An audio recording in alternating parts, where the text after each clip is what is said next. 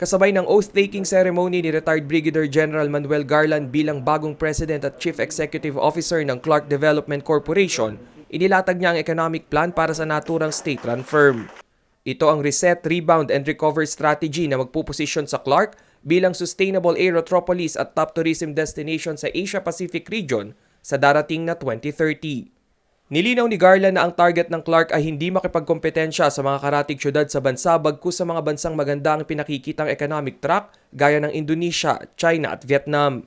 Kabilang din sa ibang proyektong kanilang tututukan ay ang ease of doing business, pagbubukas ng maraming trabaho at mas maraming oportunidad para sa mga kapatid nating Aita. Si Garland ay dating CDC Director bago pa humalili sa pwestong binakante ni Noel Manangkil noong October 2020. Siya rin ay nadestino sa Camp Crame at nagsilbing Regional Director ng PNP sa Davao noong March 2016 hanggang August 2018. Naging Director din siya ng Pampanga at Bataan PNP. Matatandaang noong 2019 si Garland din ang naglinis sa pangalan ni dating PNP Chief Oscar Albayalde kaugnay ng maanumalyang 2013 bypass sa Pampanga na kinasangkutan ng 13 Ninja Cups.